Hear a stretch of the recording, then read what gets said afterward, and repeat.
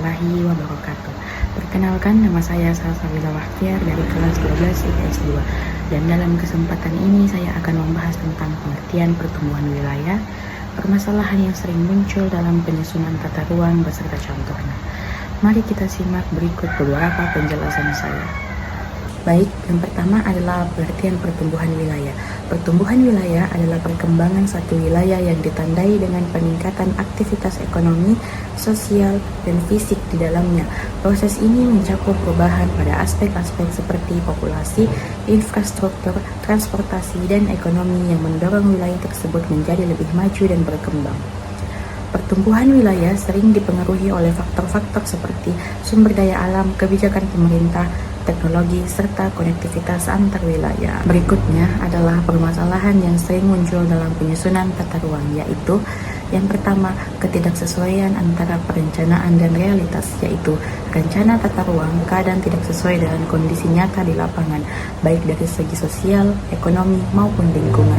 Yang kedua, pengabaian partisipasi masyarakat, yaitu kurangnya keterlibatan masyarakat dalam proses perencanaan bisa menyebabkan ketidakpuasan dan penolakan terhadap rencana yang dibuat.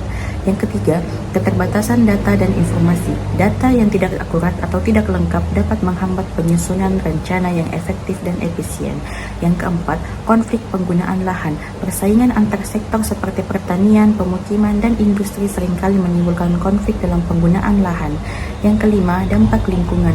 Rencana tata ruang yang tidak memperhatikan aspek lingkungan bisa menyebabkan kerusakan ekosistem, pencemaran, dan masalah lainnya. Yang keenam, keterbatasan anggaran. Seringkali keterbatasan dana menjadi penghalang untuk melaksanakan rencana yang telah disusun dengan baik. Terakhir, perubahan kebijakan pemerintah yang berubah-ubah dapat mengganggu konsistensi dan kelangsungan perencanaan. Selanjutnya adalah contoh kasus terkait permasalahan dalam penyusunan tata ruang. Contoh kasusnya yaitu konversi lahan pertanian menjadi perumahan di Makassar. Sebab terjadinya, yang pertama, pertumbuhan penduduk. Makassar mengalami pertumbuhan populasi yang cepat sehingga kebutuhan akan perumahan meningkat. Yang kedua, urbanisasi. Banyak orang dari daerah lain yang pindah ke Makassar untuk mencari pekerjaan dan kehidupan yang lebih baik. Yang ketiga, minat investasi. Banyak investor yang tertarik untuk membangun perumahan dan properti di daerah yang dianggap strategis. Dampak dari sebab tersebut yang pertama adalah kehilangan lahan pertanian. Konversi lahan pertanian menjadi perumahan menyebabkan berkurangnya lahan subur yang seharusnya digunakan untuk produksi pangan. Yang kedua, ketahanan pangan terancam. Dengan berkurangnya lahan pertanian, ketahanan pangan di daerah tersebut dapat terancam terutama jika tidak ada alternatif sumber pangan yang memadai. Yang ketiga, banjir. Pembangunan perumahan yang tidak diimbangi dengan pengelolaan drainase yang baik dapat meningkatkan risiko banjir di kawasan tersebut. Yang keempat, konflik sosial. Perubahan penggunaan lahan dapat menimbulkan konflik antara masyarakat yang mengandalkan pertanian dan pengembang properti. Beberapa jalan di Makassar yang dulunya lahan pertanian dan kini telah berkembang menjadi kawasan perumahan. Yang pertama adalah Jalan Perintis Kemerdekaan. Kawasan ini dulunya merupakan lahan pertanian yang luas namun kini telah berkembang menjadi area perumahan yang padat.